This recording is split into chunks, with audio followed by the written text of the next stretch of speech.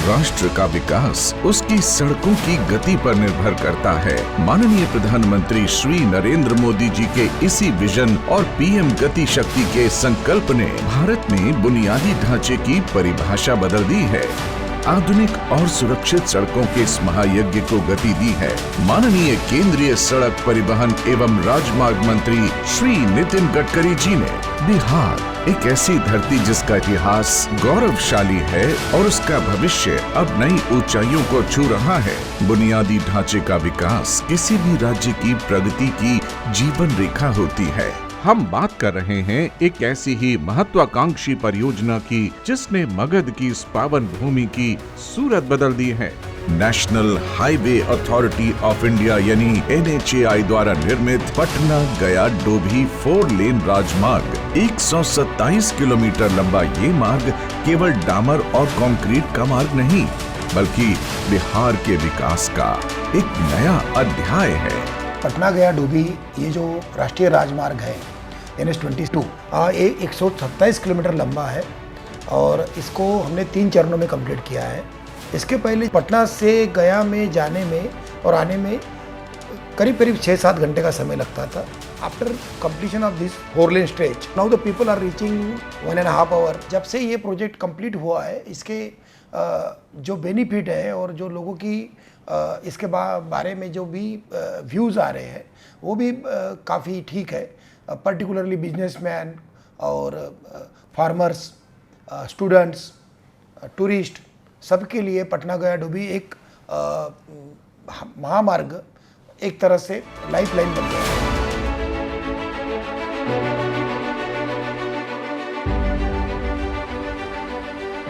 पटना गया डोभी 4 लेन परियोजना NH-22 पुराना NH-83 बिहार के लिए एक महत्वपूर्ण लाइफलाइन के रूप में विकसित हुई है।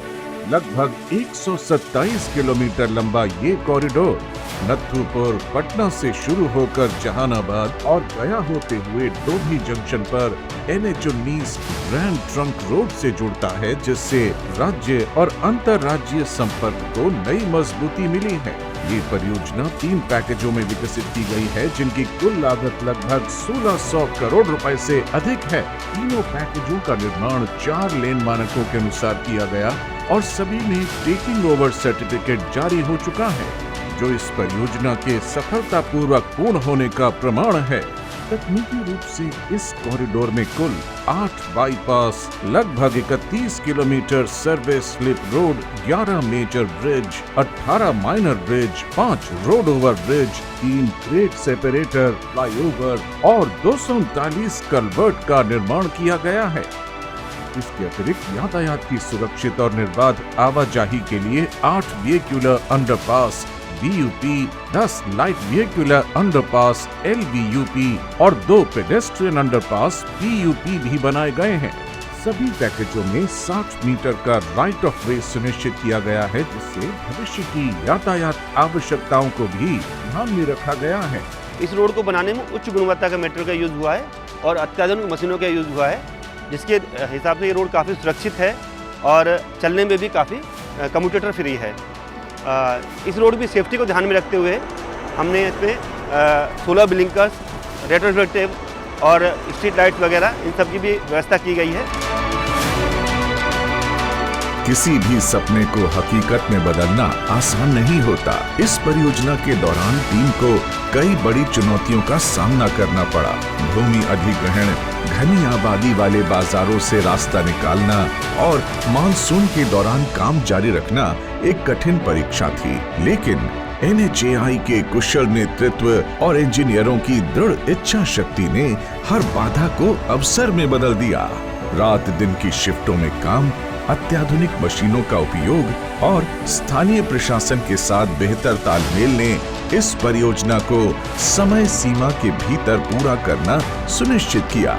ये सबसे बड़ा चैलेंजिंग हम लोग इस रोड में ये पाए कि ट्रैफिक को रोकते हुए हम लोग को ये वर्क कराना था, जो कि बहुत बड़ा मुश्किल कार्य था, लेकिन हम लोग ने पूरा किया और अच्छे रोड बनाए। और यहाँ तक कि पर्यटक को जो पहले 3-4 घंटा लगते थे, अब 1.5-2 घंटे में गया से पटना लोग आते जाते हैं। इस प्रोजेक्ट को बनाते वक्त विशेष ध्यान रोड सेफ्टी का दिया गया है। हमारा उद्देश्य ये था कि सारे कम्यूटर्स के लिए हम एक सेफ रोड प्रोवाइड करें, जिसमें हम retro reflective stickers, hazard markers, traffic sign boards, road safety road markings इत्यादि सारी चीज़ों को हमने इसमें उपयोग में लाया है। समय ही धन है और ये परियोजना समय की बड़ी बचत कर रही है।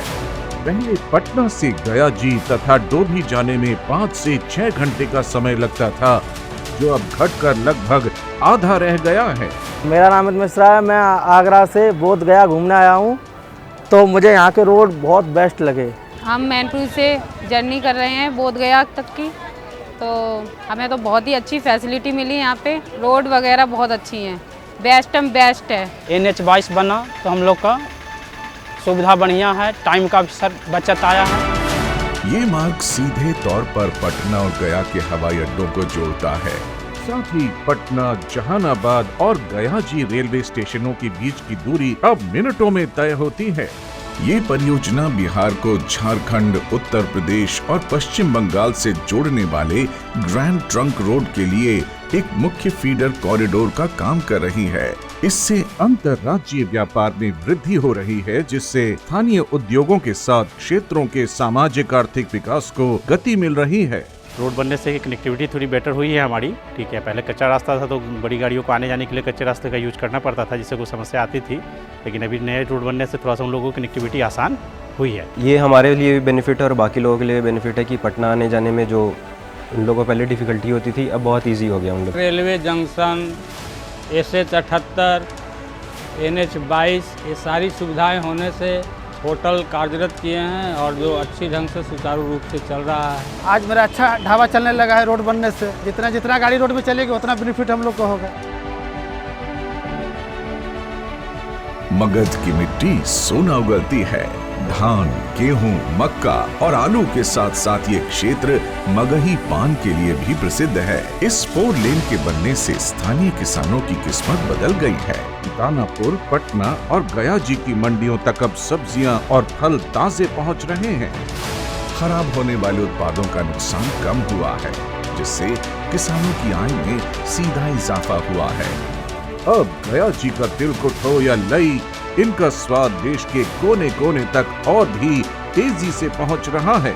यानी पहले रोड खराब थी, उससे जाने में बहुत दिक्कत होती थी, सब्जी भी खराब हो जाती थी। हम लोग को 4 लाइन बन जाने से सुविधा यह मिल गई कि 20 मिनट में मंडी पहुंच जाते हैं। पहले सिंगल रोड था तो थोड़ा सा लेट हो जाता था मंडी में जाने में, तो मतलब सब्जी उब्जी खराब हो जाता था, अच्छा भाव नहीं मिलता था।